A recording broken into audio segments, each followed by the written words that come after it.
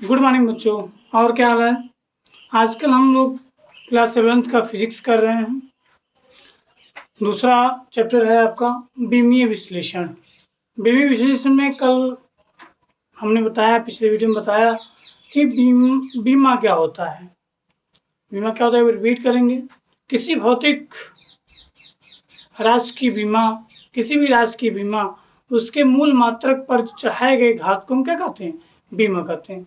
बीमा हम कई व्युत्पन्न राशियों का बीमा हमने निकाला। आज जो बच्चे हैं उसको आगे देखेंगे। आज का जो है शक्ति बराबर क्या होता है? कार्य बटे समय। आप जानते हैं शक्ति क्या होता है?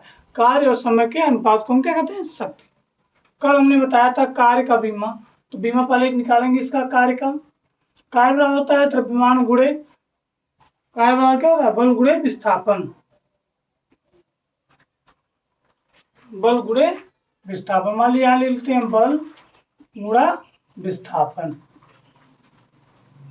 ठीक। और बटे समय, तो समय ही रहता है।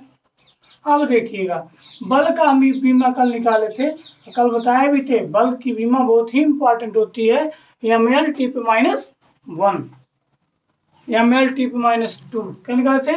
ml t पे -2। इसको लिख देते हैं ml t पे -2। ये तो बल की बीमा हो गई, यहाँ ले देते हैं बल की बीमा, एक कार्नर पे यहाँ ले देते हैं, ठीक है। बल की बीमा क्या हो जाएगा? ml t पे -2। ये याद रखिएगा, कई जगह वर्क में आएगा। क्या हो गया? और समय की विस्थापन की बीमा यल होती है, बड़े कोष्टक में करेंगे और नीचे समय t ले देंगे, ठीक। फाइनली जब इसको करेंगे तो ये t ऊपर जाएगा, तो ये 2 है तो ये क्या हो जाएगा? 3 हो जाएगा। और ये यहाँ पर, ये यहाँ पर, ये भी 3 हो जाएगा, यानी ml स्क्वायर t पे -3 हो जाएगा। ये आपका हो गया किसकी बीमा? शक्ति की बीमा। इसी क्रम में आगे देखिए घनत्व बराबर होता है द्रव्यमान बटे आयतन। घनत्व बराबर क्या होता है? द्रव्यमान बटे आयतन। द्रव्यमान को आप m से प्रदर्शित करते हैं, किससे? m से। और आयतन को हम L³ से करते हैं, क्योंकि लंबाई गुणा चौड़ाई गुणा ऊंचाई होता है। तो सारी दूरियां किसमें नापी जाती है? लंबाई में। तो L हो जाएगा, यानी L के पावर 3 हो जाएगा। इसमें देखिएगा समय नहीं है, क्या समय नहीं है? तो समय को 0 कर देंगे, तो ये हो जाएगा आपका m L पे -3, t पे क्या हो जाएगा? 0 हो जाएगा, ठीक। तो इसकी बीमा क्या निकल के आ गई? 1 -3 और 0 आ गई, ठीक ना। इसी तरह से आपका संवेग का है। संवेग का होता है द्रव्यमान गुणे आयतन। संवेग का कितना होता है? द्रव्यमान गुणे वेग। द्रव्यमान को m से प्रदर्शित करते हैं, और वेग का भी बताए थे मीटर पर सेकंड मात्रक होता है, तो ml t पे -1 हो जाएगा। क्या हो जाएगा? L t पे -1 हो जाएगा, ठीक है ना। अब सबको साथ में लिखेंगे तो क्या हो जाएगा? ये ml t पे -1 हो जाएगा। इसकी बीमा हो गई। यानी बीमा क्या कहते हैं? उस मूल मात्रक के पावर जो होता है, उसकी जो घात होती है, उसे क्या कहते हैं? बीमा कहते हैं। ये मत समझिएगा कि ये बीमा है, ठीक है ना। इसके पावर को बीमा कहते हैं। आगे गतिज ऊर्जा में तो 1/2 आपका तो नियतांक है, उसको छोड़ देंगे, द्रव्यमान m हो जाएगा। और वेग का मतलब, वेग यानी m L t पे -1 के घाते कितना? 2 हो गया। अब 2 है तो दोनों में हो जाएगा, तो हो जाएगा m और गुना L स्क्वायर t पे -2 हो जाएगा। अब सबको एक साथ लिख देंगे तो हो जाएगा ये आपका m L स्क्वायर t पे -2। ये हो गई आपकी गतिज ऊर्जा की बीमा। मान लीजिए हम न्यूटन के नियतांक यानी नियतांक g का मान निकालते हैं, g की बीमा निकालते हैं। आप जानते हैं न्यूटन के नियम से F बराबर होता है g m1 m2 बटे r स्क्वायर। r माने विस्थापन होता है, r माने क्या होता है? विस्थापन होता है। F क्या है? बल है। तो अगर यहाँ से हम g की बीमा निकाले तो क्या हो जाएगा? इसका गुणा इसमें हो जाएगा, तो g बराबर हो जाएगा f गुणा r स्क्वायर बटे m1 और m2। समझे? अब यहाँ से g की विमा निकलेगी, बल की विमा आपको पता है ये होती है, इसको रख दीजिएगा m/L/T/-2 और r की विमा, r माने विस्थापन, विस्थापन लंबाई मापा जाता है, यानी L का स्क्वायर बटे m1 माने एक द्रव्यमान m और फिर m, दोबारा में स्क्वायर हो गया, ऊपर जाएगा -2 हो जाएगा, एक इसमें से निकल जाएगा। यहाँ देखिएगा ये हो जाएगा आपका m, ये 2 है, एक ये है 3 हो जाएगा इस पे, और T/-2, और ये जब ऊपर जाएगा तो m-2 हो जाएगा। ठीक, और आगे जब देखेंगे तो ये क्या हो जाएगा, यहाँ 1, यहाँ -2 घट जाएगा तो -1 आएगा, m पे -1, L पे 3 और T पे -2। ये गुरुत्व नियतांक G का मान हो जाएगा, आपका G की विमा हो जाएगी। ठीक, ये हो जाएगा आपका -1, 3, 2 हो गया, -2। ठीक, इसी क्रम में आप चलेंगे, मान लीजिए बल आघूर्ण या बल आघूर्ण की विमा निकालते हैं। बल आघूर्ण यहाँ लिखते हैं, बल आघूर्ण, बल आघूर्ण बराबर होता है बल गुणे दूरी। क्या होता है, बल गुणे दूरी। बल की विमा यहाँ से देखेंगे, दिया गया है, पहले बताए थे बल की जो विमा होती है कई जगहों पे काम में आती है, ये हो जाएगा आपका m/L/T/-2 और दूरी यानी L, तो क्या हो जाएगा ये m/L²T/-2 हो जाएगा, ये इसकी विमा हो जाएगी। ठीक, अब देखिएगा आगे आप लोग सारी विमाएं नोट कर लेंगे, निकालेंगे सारी विमाएं इस तरह से। अब हम देखेंगे विमाओं का उपयोग, यानी जो विमाएं हैं उनका उपयोग क्या है उसके बारे में जानेंगे।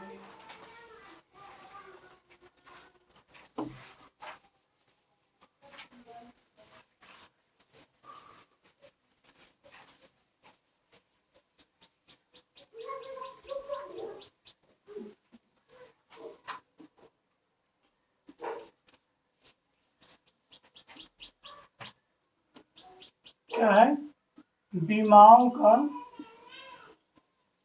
उपयोग। ठीक, क्या लिख सकते हैं, यूजेज ऑफ डायमेंशन,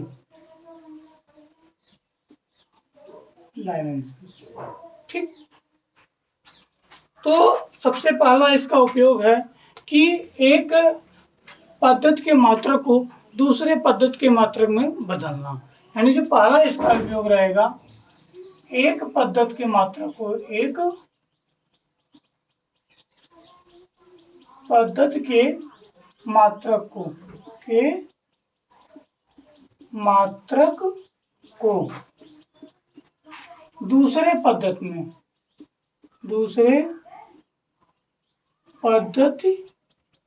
के मात्रक में बदलना। ठीक, देखिए इसको, एक पद्धति के मात्रक को दूसरे पद्धति के मात्रक में कैसे बदलेंगे, इसका एक जनरली सूत्र होता है n1u1 बराबर n2u2, ये है। ठीक, अब देख लेते हैं n1 और n2 क्या है, यहाँ लिख लेंगे n1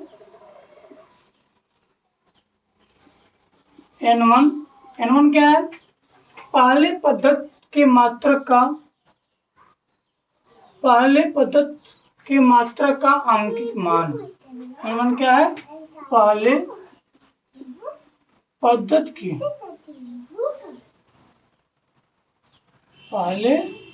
पद्धति के मात्रक का, पहले पद्धति के मात्रक का आंकिक मान, आंकिक मान ये हो गया। और u1 क्या है? पहले पद्धति के मात्रक, पहले पद्धति का क्या है? मात्रक,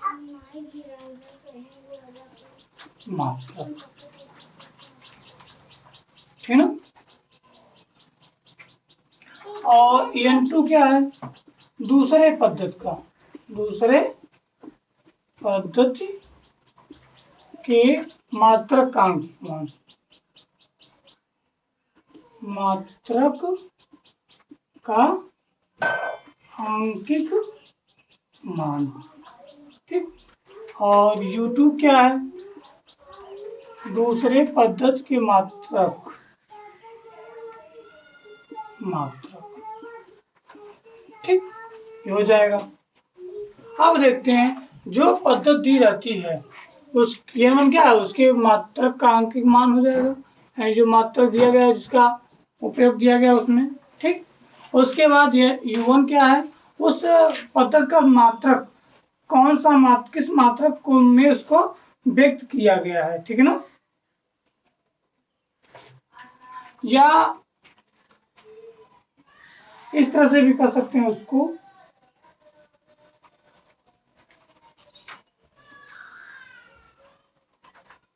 पहले पद्धति में, पहले पद्धति का आंकिक मान, ठीक है ना।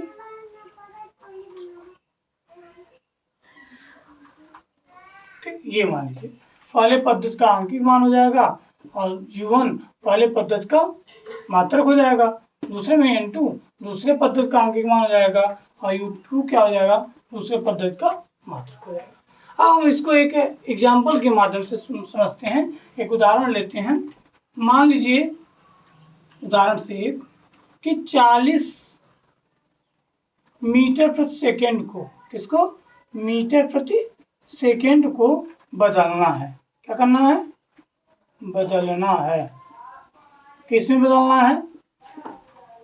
किलोमीटर प्रति घंटा, ठीक, इसे बदलना है, क्योंकि ये दूसरे पद्धति का है, सीजीएस पद्धति का है, एमकेएस पद्धति का है, ये सीजीएस, यानी इसके मात्रक को चेंज करना है। तो क्या करेंगे हम? देखिएगा, यहाँ देखिए, ये 40 क्या है? u1 है। 40 क्या है? n1 बराबर दिया गया है आपको 40, ठीक, और u1 बराबर दिया गया है आपको क्या? मीटर प्रति सेकेंड, ठीक। और इसी तरह से आपको n2 ज्ञात करना है। n2 क्या करना है? ज्ञात करना है। और u2 दिया गया है, u2 बराबर क्या है? देखो यहाँ दिया गया है किलोमीटर प्रति घंटा, किलोमीटर प्रति घंटा, ठीक है। सारे मान को इस समीकरण में क्या करेंगे? रख देंगे। जब रखेंगे तो क्या हो जाएगा? 40 गुना, या इसको इस तरह से कर लें, हमको u2 n2 की वैल्यू निकालनी है, तो क्या हो जाएगा? n2 बराबर हो जाएगा n1 u1 बटे u2, सही है। या और बड़ा बड़ा लिख दें, n1 गुणे u1 बटे u2। मान रखिए n1 का मान कितना है? 40 गुना u1 का मान मीटर प्रति सेकेंड, मीटर बटे सेकेंड गुणा, अब u2 का मान क्या आ जाएगा? किलोमीटर प्रति घंटा, तो किलोमीटर नीचे हो जाएगा, ठीक, और इसके होल के नीचे क्या हो जाएगा? घंटा हो जाएगा। ये पलट के ऊपर चला जाएगा, ठीक। यहाँ देखिए,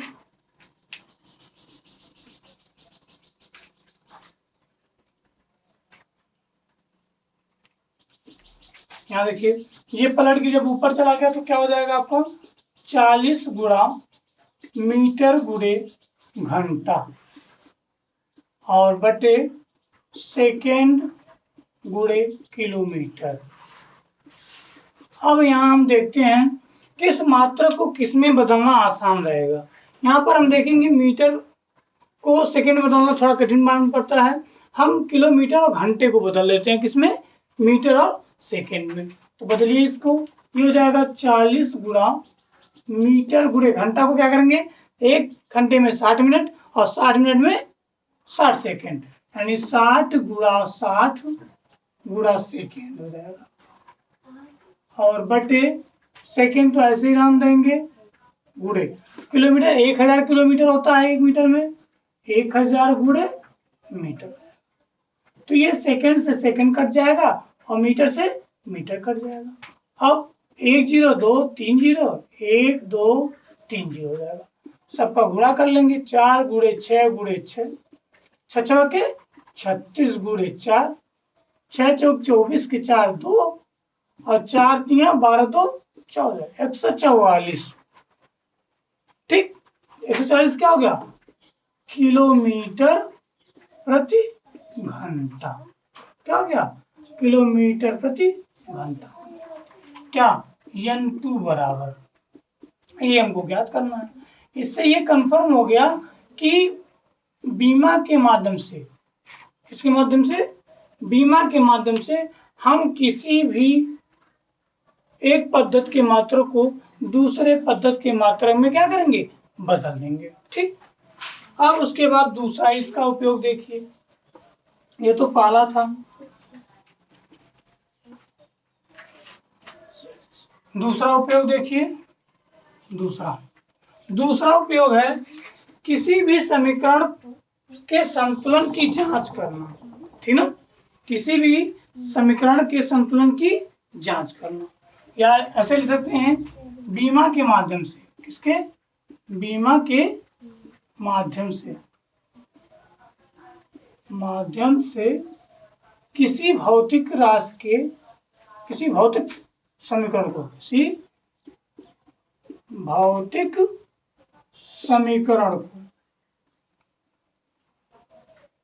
समीकरण के संतुलन का परीक्षण, संतुलन का परीक्षण। ठीक, हम मान लेते हैं एक कोई गति का समीकरण है, क्या मानते हैं, गति का समीकरण मान लेते हैं, v बराबर u प्लस AT। देखिएगा एक बात इसमें ध्यान देने वाली है, बीमा में कहने का मतलब ये है समान बीमा वाले राशियों को एक साथ जोड़ा या घटाया जाता है। अगर इसकी बीमा समान है तभी इसको जोड़ेंगे या तभी इसको घटाएंगे। कहने का मतलब ये है v की बीमा जितनी हो उतनी u की भी बीमा हो, उतनी AT की बीमा हो, तब ये समीकरण संतुलित माना जाएगा। ठीक ना, आप देखिए वेग का बीमा आप लोग जानते हैं, किसका बीमा, वेग का बीमा। वेग बराबर होता है, वेग कहो या चाल कहो, ठीक है, वेग कहिए, वेग का बीमा होता है, वेग माने विस्थापन बटा समय। ठीक, इसकी बीमा निकल के आई थी LT/-1। ठीक है ना, तो वेग वही है, ये तो अंतिम वेग है, ये प्रारंभिक वेग है। ठीक है ना, दोनों समान है, तो क्या हो जाएगा LT/-1 बराबर इसका भी हो जाएगा LT/-1 हो जाएगा, प्लस अब ए माने त्वरण होता है, त्वरण की बीमा बताई गई है। ए माने क्या होता है, त्वरण, त्वरण की बीमा क्या बताई गई थी, वेग परिवर्तन बटे समय, यानी वेग परिवर्तन बटे क्या होता है, समय होता है। तो वेग परिवर्तन माने क्या होता है ये, ठीक, और समय ऊपर जाएगा तो माइनस हो जाएगा, LT/- कितना हो गया था, 2 हो गया था। रख दीजिए इसको, LT/-2 और t माने समय होता है, तो क्या हो जाएगा, ये ब्रैकेट में t हो जाएगा। ठीक है, अब फाइनली मिल जाएगा LT/-1 बराबर LT/-1 और प्लस, देखिएगा यहाँ -2 है, यहाँ क्या है, 1 है, तो घट जाएगा, ये हो जाएगा LT/-1। हम देखते हैं जितना बीमा यहाँ है उतना यहाँ है और उतना यहाँ पर है, इसलिए कह सकते हैं कि समीकरण संतुलन में है। क्या है, समीकरण संतुलन में है। देखिए यहाँ पे अतः समीकरण किसमें है? संतुलन में है। ठीक, ये हो गया आपका दूसरा। अब हम बात करते हैं तीसरे की। तीसरा जो इसमें टॉपिक है, नोट कर लिए नीचे वाला, यहां लिख देते हैं तीसरा ये है कि किसी भी समीकरण में अज्ञात राशि को ज्ञात करना। अज्ञात राशि माने जो जिसको हम बीमा ज्ञात ना हो, किसी अज्ञात राशि की बीमा ज्ञात करना। ठीक ना, यहां लिखते हैं तीसरा, बीमा के माध्यम से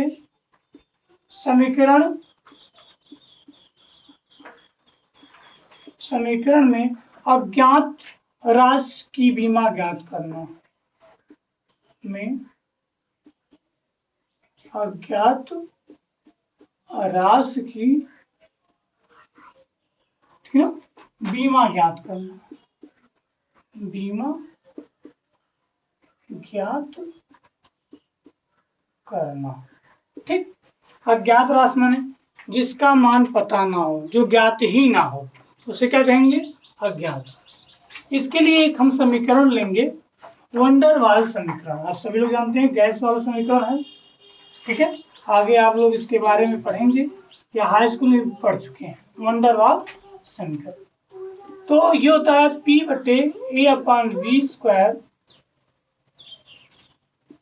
और ब्रैकेट में V - B बराबर RT। ठीक है, यह एक समीकरण है जिसमें P क्या है? दाब है, V आयतन है, और A और V क्या है? अज्ञात राशियां हैं, R नियतांक है और T ताप है। सारी चीज को लिख लेते हैं यहाँ पे कॉर्नर पे। P क्या है? P दाब, ठीक। V क्या है? आयतन, ठीक है ना। A तथा B क्या है? A तथा B क्या है? अज्ञात राशि है। B अज्ञात राशि है, ठीक, अज्ञात राशि। और R क्या है? नियतांक,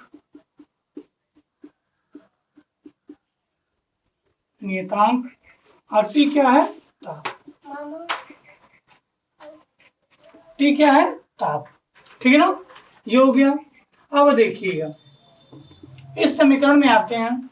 हम पहले ही बता चुके हैं कि समान राशि की बीमाओं को ही जोड़ा या घटाया जा सकता है। हम पहले में देखेंगे, अगर इन दोनों को जोड़ा गया यानी दोनों की बीमाएं क्या है? सेम है, यानी जितनी P की बीमा है उतनी A/V² की बीमा होगी। ठीक ना, तो दोनों आपस में बराबर हो जाएंगे। P बराबर A/V²। ऐसा क्यों? क्योंकि समान राशि की बीमाओं को, समान बीमाओं को ही जोड़ा जाता है। P माने दाब, दाब की बीमा क्या होती है हम बता चुके हैं, आप लोग जानते हैं। यहाँ देखिएगा, यहाँ नीचे देख लीजिएगा, दाब की बीमा, ठीक है।